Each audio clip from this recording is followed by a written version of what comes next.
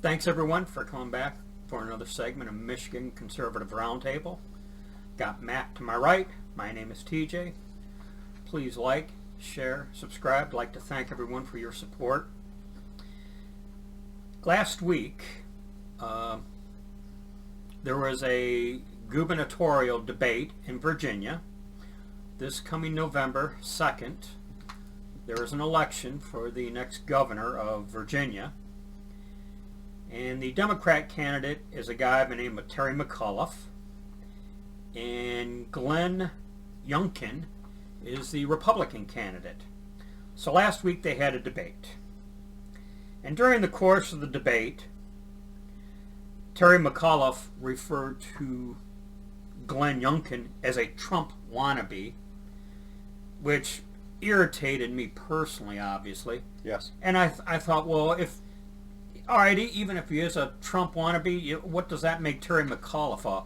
A Clinton lackey? Because his shenanigans go back to the Clinton administration. Yeah. You know, so right. if you know anything about politics, Terry McAuliffe is no stranger. Anyways, during the course of the debate, the topic of education got brought up. And he said something, Terry McAuliffe said something. And you know, a lot of times we all do it. You say something before you realize just what the heck you're saying. And he commences to say, I don't think parents should be telling schools what they should teach. That's what he said. Right. And parents meaning the general public. Exactly. Only the government should decide what's taught. And you know, and my first thought was, who are these parents?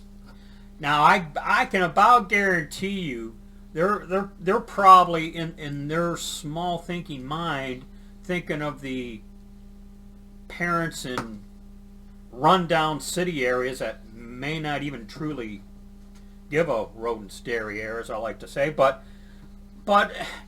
who are these parents? These parents are doctors, lawyers, engineers. Yeah. People that make things we ride in, drive in, roads, bridges. Oh, well, we can't we can't have these learned people telling schools what they can and can't teach.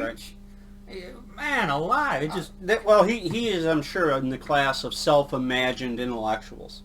it's just the reason why I'm making an issue of this is this is typical of how they think, and it's not exclusive to Virginia, and it's not exclusive to the topic of education. It's just that it was during the debate and this topic was brought up that the veneer gets pulled back. Right. And now you see exactly how they think.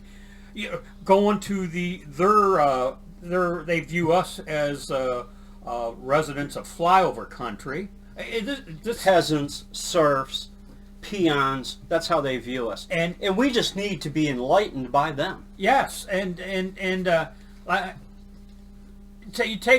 the topic of education out of it, this is just so typical of their arrogance, their elitism, their condescension.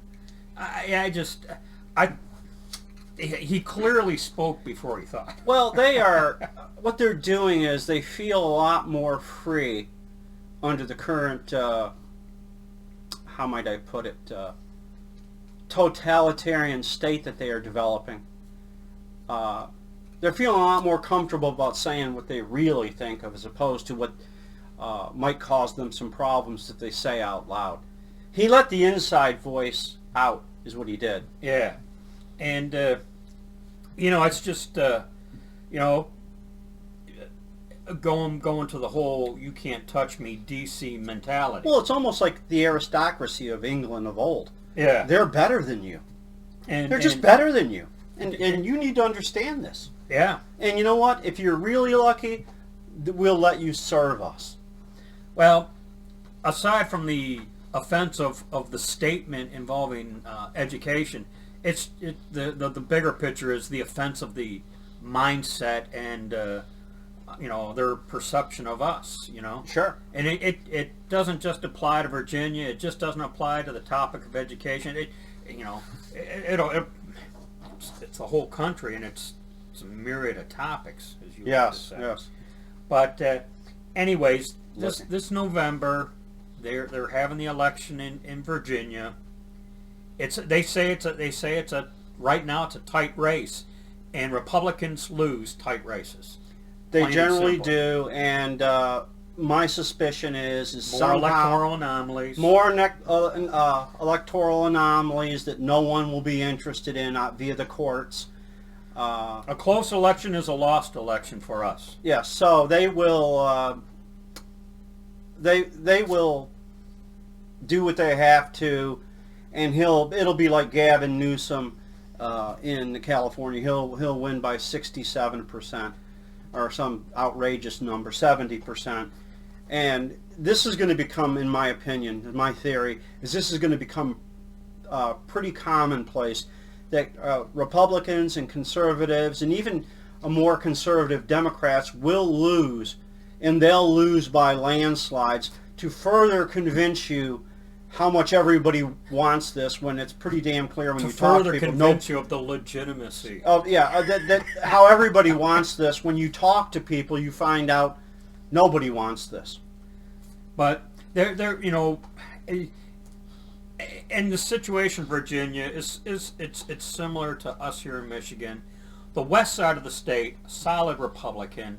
The north, the east coast, and especially the northeast corner of the state, heavily Democrat, and unfortunately they may have the numbers given the population of the Sure. rural areas. The DC suburb, that alone is sickening. You know, you got, and when you say DC suburbs, you might as well talk about the inside the beltway bubble idiots. Right. You know, I mean, because that's who's living there. So, you know, so you got these DC elitists. Be oblivious Yeah. is who they are. You got the DC elitists pretty much dictating to what ought to be a red state is really what happens. Yeah. And that's been mentioned so many times in so many different videos. It's Coda Boy 32 Tactor, we even calls it the like I call it the Hunger Games scenario, the rock and roll city dictating to the impoverished flyover country, you know. So, anyways, that's all I got. I just had to say my two thoughts on. You need to think about what they think of you, Yeah, really. and then act accordingly. Yeah, pretty much. So that's it. You got any other rant or anything? No No. rants. Okay, that's it. We're done here. See you in the next one. Thanks a lot, everyone. As always, be safe. Watch your six, and don't tread on me.